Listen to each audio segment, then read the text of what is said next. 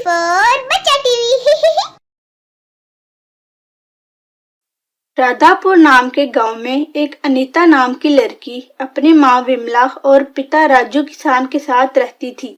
उसने सरकारी यूनिवर्सिटी में सीए का इम्तिहान बड़े अच्छे नंबरों से पास किया था, लेकिन गरीब होने के नाते उसे दर दर की ठोकरें खाने के बाद भी कहीं नौकरी ना मिली, क्योंकि ना ही उसके पास कोई अच्छी सिफारिश थी और ना ही उसके पास सरकारी अफसरों को रिश्वत देने के लिए पैसे थे। वो सारा दिन घर के कामकाज में अपनी माँ का हाथ बटाती थी। सुरेश नाम का बिजनेसमैन, जिसकी शहर में बहुत बड़ी रेडीमेड गारमेंट की फैक्ट्री थी। सुरेश एक दिन जरूरी काम से दूसरे शहर जा रहा था कि रास्ते में बीच जंगल के उसकी गाड़ी खराब हो गई।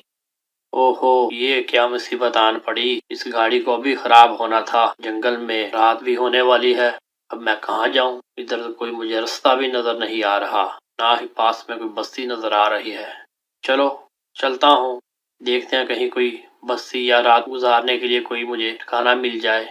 सुरेश को काफी चिंता हुई। वो पैदल ही जंगल में चल पड़ा।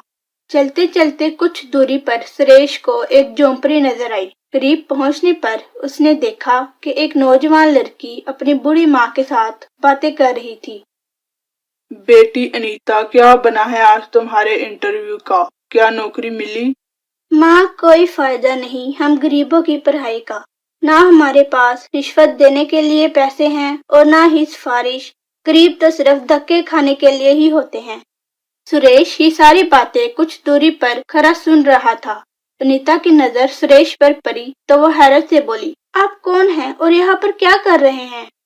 मैं सुरेश हूँ, अपना style cutting and stitching industry का मालिक हूँ। मैं किसी काम से दूसरे शहर जा रहा था तो रास्ते में जंगल में मेरी गाड़ी खराब हो गई। मैं पैदल चलते चलते रास्ता भूल गया हूँ और इधर आ निकला हूँ। यहाँ रात गुजारना चाहता हूँ, सुबह होते ही चला जाऊंगा। अनीता बेचैन होकर बोली, आप यहाँ कैसे ठहरेंगे? हमारे पास तो अच्छा बिस्तर भी नहीं है, न ही आपके लायक कोई कमरा है।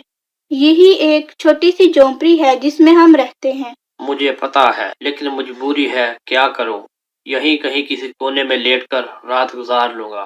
तुम्हारा क्या नाम है लड़की? मेरा नाम अनीता है साहिब। अच्छा, कुछ खाने को है तो ले आओ, बहुत भूख लग रही है। जनाब, हमारे पास आपके खाने के लिए कुछ नहीं है। चंद सूखी रोटियां हैं, वो आप खा नहीं सकते। मैं खा लूंगा, तुम ले आओ। अनीता हैरत ज़दा सुबह की बनी हुई सूखी रोटियां ले आई। सुरेश ने रोटियां खाकर पानी पिया। थकावट की वजह से उसे जल्द नींद आ गई। सुरेश झोंपड़ी में कोने में लेट गया। सुबह उसकी आंख जल्दी खुल गई। अनीता, अब मुझे इजाजत दो। आपका शुक्रिया। कभी शहर आओ, अपना style cutting and stitching industry मुझे जरूर मिलने आना। अब मुझे रास्ता बता दो, मैं चला जाऊंगा।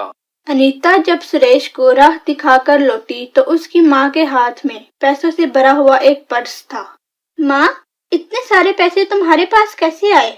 जहाँ सुरेश सो रहा था ये पर्स वहाँ पड़ा था। माँ, ये पर्स मुझे दो और जल्दी से 2-4 रोटियां बना दो। मैं अभी शहर जाना चाहती हूँ। वो क्यों बेटी? माँ, ये पर्स जिसकी इमानत है उसको वापस लौटाना है। घर आई दौलत को क्यों ठुकराती हो बेटी? हमने कौन सा चोरी की है? ये दौलत खुद छप्पर फाड़ कर हमारे घर गिरी है। अगर आज किस्मत की देवी हम पर मेहरबान हो गई है तो तुम इसे क्यों नाराज करती हो? जिंदगी में अमीर होने का इससे अच्छा मौका नहीं मिलेगा। सारी जिंदगी पाई पाई को तरसते हुए गुजार दी। इस बिजनेसमैन की तो किस्मत हार गई जो हमारे घर में अपना पर्स भूल गया। अब हम खूब ऐश करेंगे, बर्गर पिज़्ज़े खाएंगे, नए नए कपड़े सिलवाएंगे और चिड़ियाघर की सैर करने भी जाएंगे। अय्याशी करने का इससे अच्छा मौका फिर नहीं मिलेगा। अपनी माँ की बातें सुनकर नीता गुस्से से बोली, चुप चुप माँ, ये पैसे न तेरी मेहनत की कमाई है न मेरी मेहनत की कमाई है। मैं इन पैसों को जरूर वापस करने जाऊंगी। चुपचाप रोटियां बना दो। उसी दिन शाम तक अनीता अपना स्टाइल इंडस्ट्री पहुंच गई। पहरेदार ने अनीता को फैक्ट्री के दरवाजे पर ही रोक दिया।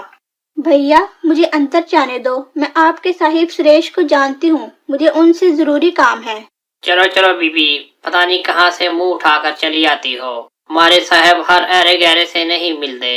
जब कहीं से भीख नहीं मिलती तो हमारी फैक्ट्री के गेट पर आके मेरा दिमाग खाना शुरू कर देती हो। हमारे साहब ने कोई यहाँ पर आश्रम तो नहीं खोल रखा? अच्छा, मुझे अंदर मत जाने दो। अपने सुरेश साहिब से इतना कह दो कि कल वाली अनीता आई है। पहरेदार मान गया और उसने ये पैगाम अंदर भिजवा दिया। फौरन ही अनीता को अंदर बुलवा लिया गया। अनीता इतनी बड़ी इंडस्ट्री की ठाट बाट देख कर हैरान रह गई। अनीता चलते चलते सुरेश के दफ्तर में पहुंच गई और पैसों से भरा पर्स निकालकर सुरेश के सामने रख दिया। नमस्ते सुरेश साहिब, आप ये अपना पर्स हमारी झोंपड़ी में भूल आए थे। मैं आपकी इमानत आपको लौटाने आई हूँ। मैं ये पर्स जानबूझकर तुम्हारी झोंपड़ी में छोड़कर आया था। जी साहिब, वो क्यों? मैं तुम्हारी ईमानदारी का इम्तिहान लेना चाहता था। तुम कामयाब होगी हो, इसलिए तुम इनाम की हकदार हो। देखो, बात ये है कि मेरी इंडस्ट्री में एक अकाउंट मैनेजर की जरूरत है। मैं तुम्हें इस ओहदे पर रखना चाहता हूँ। सुरेश साहिब, वैसे तो मैं इस अहदे के लायक नहीं हूँ, लेकिन मुझे नौकरी की बहुत जरूरत है। आप मुझे जिस नौकरी पर भी रखेंगे मुझे मंजूर है। मैं इंडस्ट्री का हर काम मेहनत और ईमानदारी से करूँगी। सुरेश के हुक्म से अनीता को इंडस्ट्री की तरफ से अच्छी गाड़ी और शहर में रहने के लिए बंगला भी दिया गया, जिसमें वो हंसी खुशी जिंदगी गुजारने लगे। इस कहानी से हमें ये सबक मिलता है कि मेहनत और ईमानदारी ही इंसान की असल पूंजी है। इसी की वजह से हमें सुख और शांति मिलती है। P4 बच्चा टीवी को सब्सक्राइब करें। Thank you.